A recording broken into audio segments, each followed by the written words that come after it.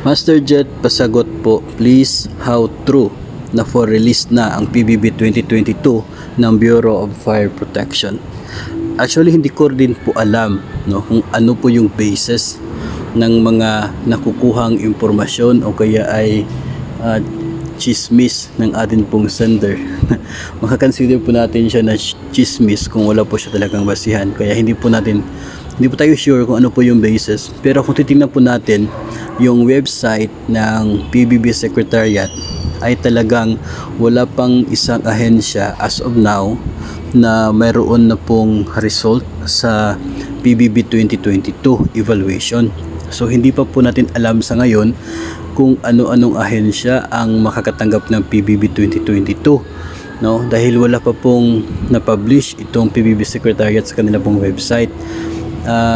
Hindi din po natin alam kung ano yung estado ng lahat, no? Ang sure lamang po natin is ongoing yung evaluation hanggat wala pong mai-publish sa website ng PBB Secretariat. So for me, wala po ako nakikitang basihan to say na talagang totoong for release na yung PBB ninyo sa BFP. Even with other government agencies, wala po tayong basihan to say na kayo ay eligible na o kaya ay hindi eligible for PBB 2022. Kasi yung basis lang naman talaga natin ay yung maipublish doon sa website ng PBB Secretariat. And in the absence of that result, ay talaga pong wala tayong maibigay na impormasyon kung pasado ba o hindi ang isa pong ahensya. So last time PBB 2021 ay January 26 actually yung date ng pag-publish nila doon sa result, kaya inaasahan natin na possible na close to that date din yung posibleng release ng result sa 2022 evaluation.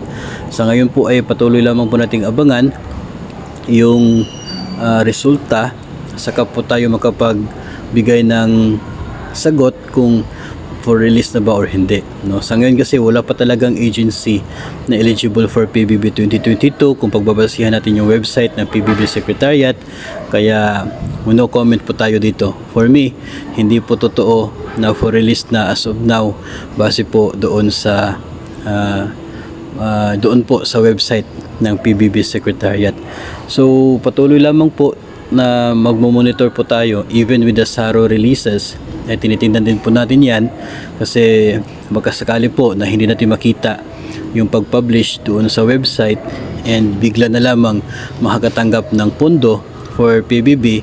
So at least kapag nakamonitor po tayo sa SARO releases ay nakikita po natin kung mayroon ng paparating na release sa nasabi pong benepisyo. So far sa ngayon wala pa po tayo nakikita kahit isa pong ahensya na naging eligible o kaya ay makakatanggap sa PBB 2022.